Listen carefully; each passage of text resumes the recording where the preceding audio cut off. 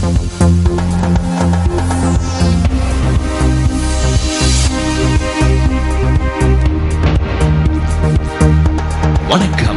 இது news first prime time sunrise. அனைவருக்கும் இனிய காலை வணக்கங்கள். நீங்கள் இணைந்து கொள்வது பிரைம் டைம் சன்ரைஸ் காலை நேர பிரதான செய்திகளுடன். இன்று ஜூலை மாதம் 15ஆம் தேதி செவ்வாய்க்கிழமை. மலர்ந்திருக்கும் இந்த நாள் அனைவருக்கும் மகிழ்ச்சி பொங்கும் நாளாக அமைய வேண்டும் என நியூஸ் ஃபர்ஸ்டின் சார்பாக எமது வாழ்த்துக்களை தெரிவித்துக் கொள்கின்றோம். இன்றைய காலை நேர பிரதான செய்திகளில் முதலில் தலைப்புச் செய்திகள்.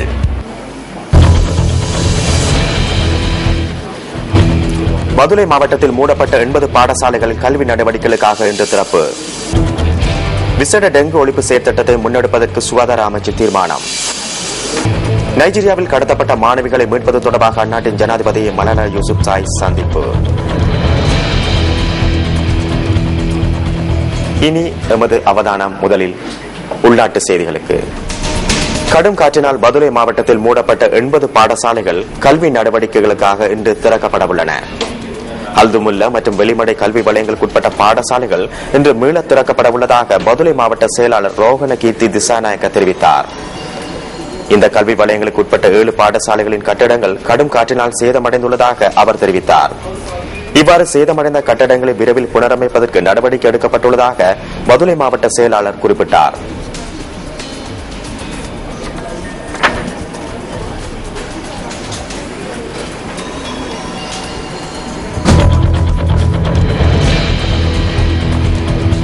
மலையகத்தில் வீசும் கடும் காற்றினால் மரக்கறி செய்கை மற்றும் மலர் செய்கைகளுக்கு பாதிப்பு ஏற்பட்டுள்ளது.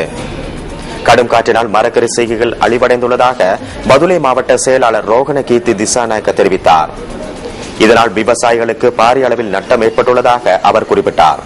இதேவேளை கடும் காற்றினால் நுவரெலியா மாவட்டத்தில் மரக்கறி செய்கைகள் பாதிக்கப்பட்டுள்ளதாக மாவட்ட செயலாளர் டிபிஜி குமாரசிறி குறிப்பிட்டார். உருளைக்கிழங்கு செய்கை பெருமளவில் பாதிப்படைந்துள்ளதாகவும் பாதிக்கப்பட்ட விவசாயிகள் தொடர்பான தரவுகள் திரட்டப்பட்டு வருவதாகவும் நுவரெலியா மாவட்ட செயலாளர் சுட்டிக்காட்டினார்.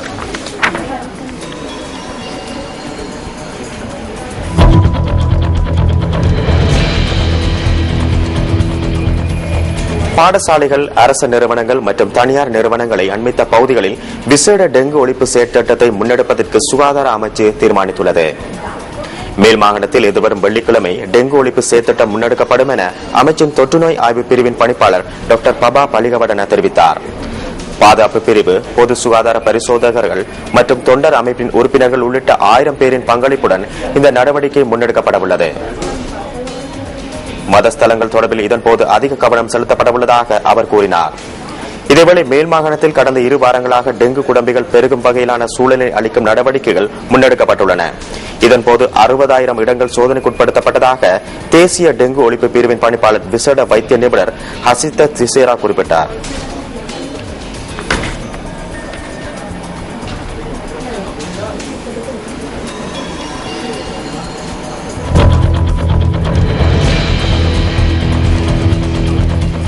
நாட்டின் 14 மாவட்டங்களில் கால்நடைகளுக்கு கால் வாய் தொற்று நோய் பரவியுள்ளதாக கால்நடை உற்பத்தி மற்றும் சுகாதார சேவைகள் திணைக்களம் தெரிவித்துள்ளது. களுத்துறை, காலி, மாத்தறை, குருநாகல், புத்தளம், அனுராதபுரம், கம்பகா, கொழும்பு, பொலனறுவை மற்றும் பதுளை ஆகிய மாவட்டங்களில் இந்த தொற்று நோய் பரவியுள்ளதாக திணைக்களத்தின் சுகாதார பணிப்பாளர் ஏ ஜீவஜோதி குறிப்பிட்டார். இதேவேளை யாழ்ப்பாணம், முல்லைத்தீவு மற்றும் கிளிநொச்சி மாவட்டங்களிலும் இந்த நோய் தொற்று காணப்படுவதாக அவர் சுட்டிக்காட்டினார். இந்த மாவட்டங்களின் பல பகுதிகளில் தொற்றுக்குள்ளான நோய் கால்நடைகள் இனம் காணப்பட்டுள்ளன. இவ்வாறு தொற்றுக்குள்ளான கால்நடைகளை வேறிடத்திற்கு கொண்டு செல்வதால் நோய் விரைவாக பரவக்கூடிய அபாயம் உள்ளதாக திணைக்களத்தின் சுகாதார பணிப்பாளர் ஏ ஜீவஜோதி குறிப்பிட்டார். கால்நடைகள் தொற்றுக்குள்ளான மாவட்டங்களில் கால்நடைகளுக்கு தடுப்பூசி ஏற்றும் நடவடிக்கை ஆரம்பிக்கப்பட்டுள்ளது. தடுப்பூசிகளை இந்தியாவிலிருந்து கொண்டு வருவதற்கு தேவையான நடவடிக்கை எடுக்கப்பட்டுள்ளதாக கால்நடை உற்பத்தி மற்றும் சுகாதார சேவைகள் திணைக்களத்தின் மிருக சுகாதார பணிப்பாளர் ஜீவஜோதி குறிப்பிட்டார்.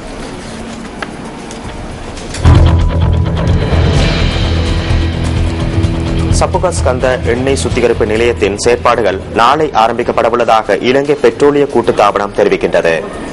கொழும்பு துறைமுகத்திலிருந்து மசகு எண்ணெய் கொண்டு செல்லும் குழாய் கட்டமைப்பு திருத்தப்பட்டதால் சப்புகஸ்கந்த கொள்கலனுக்கு எரிபொருள் கொண்டு செல்லும் நடவடிக்கை உரிய முறையில் முன்னெடுக்கப்படுவதாக கூட்டுத்தாபனத்தின் பதில் தலைவர் எஸ் அமரசேகர குறிப்பிட்டார். இதேவேளை கடலில் இருந்து முத்துராஜவல களஞ்சியத்திற்கு எரிபொருள் கொண்டு செல்லும் குழாய் கட்டமைப்பில் ஏற்பட்டுள்ள சேதத்தினை எதிர்வரும் சில தினங்களில் புனரமைப்பதற்கு எதிர்பார்த்துள்ளதாக அவர் தெரிவித்தார். எவ்வாறாயினும் தடைகளின்றி உற்பத்தி நடவடிக்கைகளை முன்னெடுப்பதற்கு தேவையான எரிபொருள் தமது கையிருப்பில் இருப்பதாக இலங்கை மின்சார சபை தெரிவிக்கின்றது. நாளாந்த மின் தேவையின் 70% தற்போது அனல் மின் உற்பத்தி மூலமாக கிடைப்பதாக சபையின் தலைவர் WP கனேகல கூறினார். மின்சார சபை மற்றும் தனியார் மின் உற்பத்தி நிலையங்களிலிருந்து இதற்காக மின்சாரம் பெற்றுக் கொள்ளப்படுவதாக அவர் குறிப்பிட்டார்.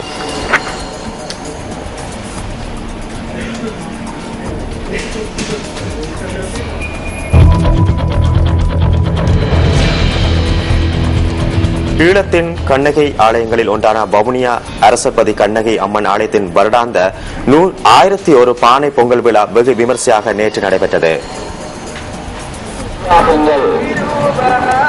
பத்தினி தீபம் என்று தமிழ் மரபில் சிறப்பிக்கப்படும் கண்ணகி வழிபாடு ஈழத்தின் பல பகுதிகளிலும் தொன்று தொட்டு நிலவி வருகின்றமை மிகவும் சிறப்பும் வரலாற்று முக்கியத்துவம் வாய்ந்ததுமாகும்.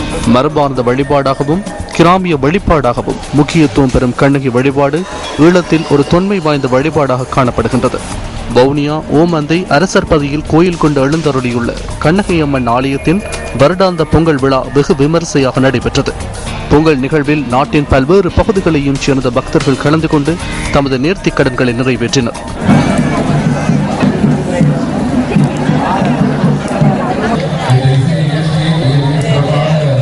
இதேவேளை பொங்கல் விழாவை முன்னிட்டு இந்தியாவின் இசைக்கலைஞர்களின் இசை நிகழ்வுகளும் கலை நிகழ்வுகளும் ஆலயத்தில் இடம்பெற்றன. இந்த பொங்கல் விழாவுக்கு சக்தி டிவி மற்றும் சக்தி FM ஊடக அனுசரணை வழங்குகின்றமை குறிப்பிடத்தக்கது.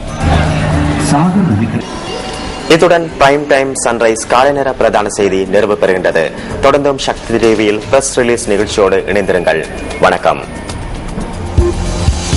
Hotline 0114-896-896 www.newsfirst.lk. Feedback at newsfirst.lk.